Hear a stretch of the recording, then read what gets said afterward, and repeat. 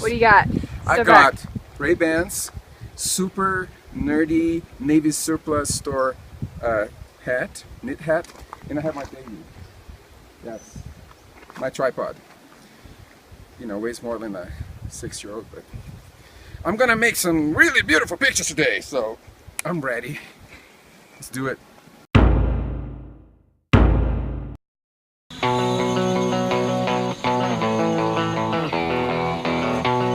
Ollantaytambo is a small town in the Sacred Valley.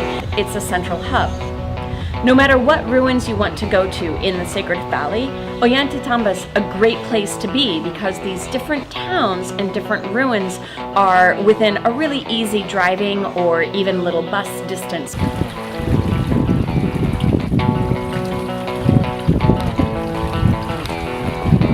We decided to stay at Apu Lodge. We were excited about meeting other travelers and learning from them about different places throughout the Sacred Valley and getting tips and tricks about traveling up to Machu Picchu and throughout Peru.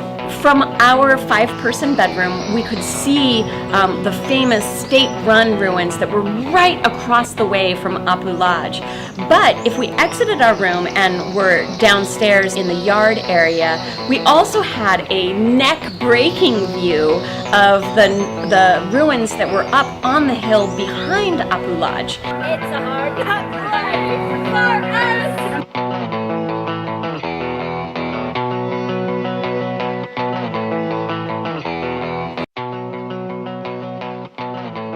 There was this little boy who couldn't have been like more than 4 or 5 years old, and he was the son of one of the cooks at the lodge, and he was the cutest child I've ever seen in my life. His name was Samir, and he and Marco would play soccer in the garden area of the lodge, and it was so cute. He was adorable.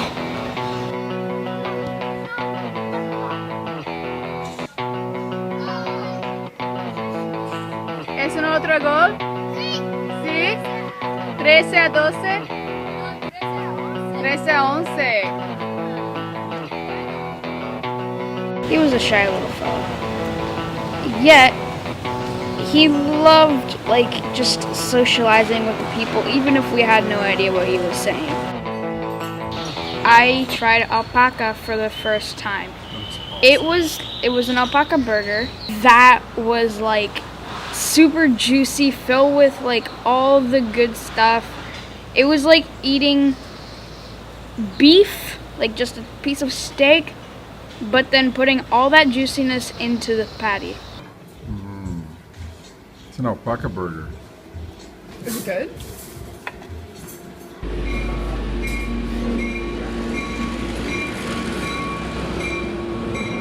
Wi-Fi in Peru was challenging. Oddly enough, there is not Wi-Fi just everywhere in the Sacred Valley. So Gretchen found us a cafe that had Wi-Fi, and so we would go down there and get on the internet and study. And it was okay. We would order something to drink every hour or so just to kind of make it be okay to be there. But that Wi-Fi was okay. But I think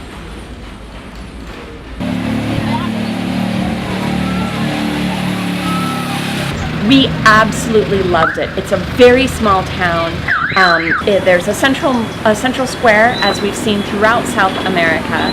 And the hub of the central square, you can buy things like walking sticks or different beautiful woven purses to put your water bottle in, or hats for the wind and the rain. But it was just beautiful.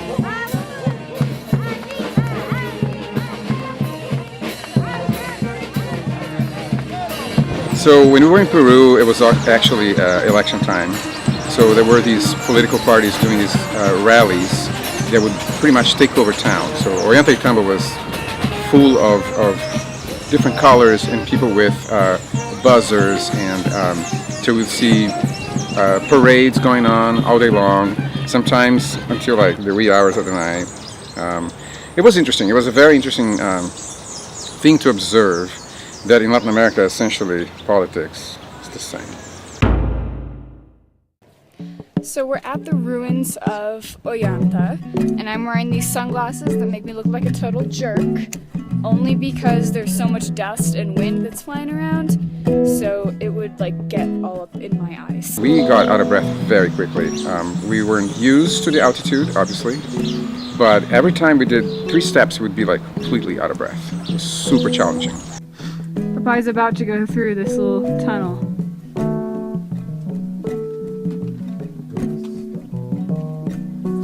It was our first experience with exercise and being at such a high altitude, so we didn't really know what to expect.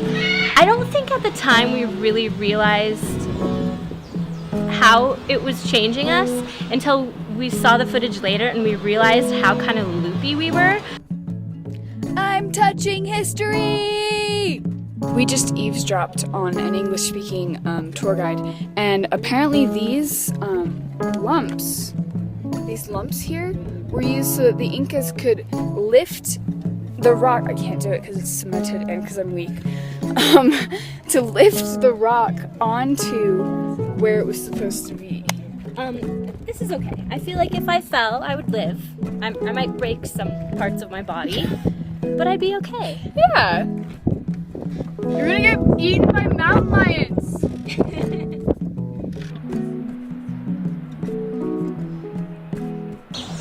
To me particularly, I thought it was most incredible to see that Ollantaytambo fits in this little valley around the ruins that surround it. Just to see these places and these buildings that were still intact after thousands of years, it was incredible. Ollantaytambo, you have my heart.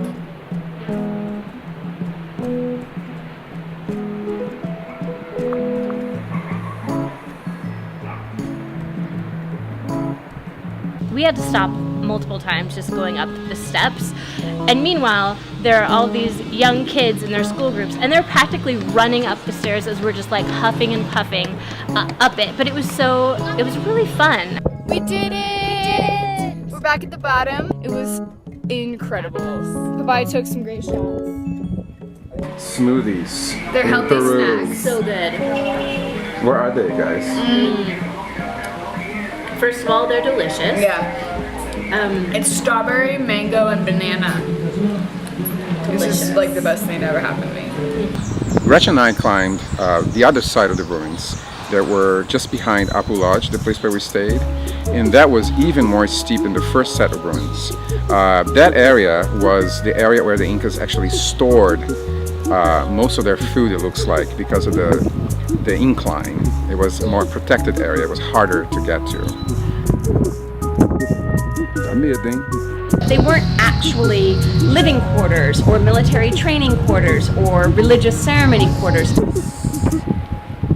They were actually granaries, storage for the different grains. And so these houses were built in such a way that they stacked up along the mountain behind each other, and you could pour the grain in from the top and it would slide all the way down through 2 or 3 storage houses into the one at the bottom. It was kind of like a silo, only built into the side of the mountain.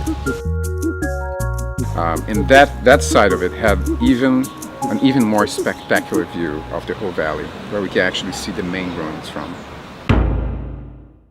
We were heading back to the lodge with our guide Isaias, who was awesome, after a day excursion, like a day out. And we encountered like this giant line of cars, but like this was the only road really you could take to get up to this town, and it was only 2-lane road. It was teeny, and there were these giant trucks everywhere. It was a disaster.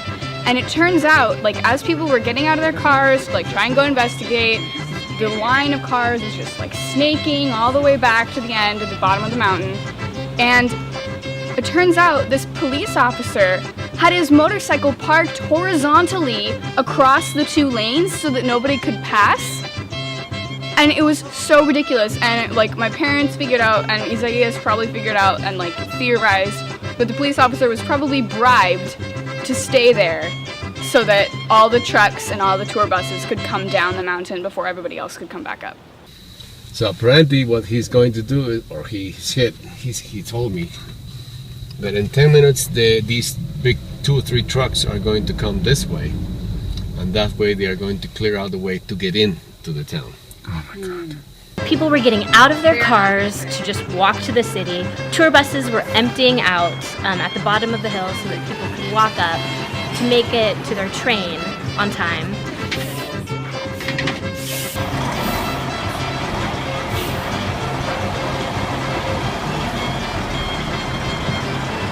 Isaias is taking charge. Finally, after almost 2 hours, we started going, and it was because the nuns saved us. The precious nuns saved the day, and we're just like, come on, everyone. Jesus loves you. Bless them. Gracias.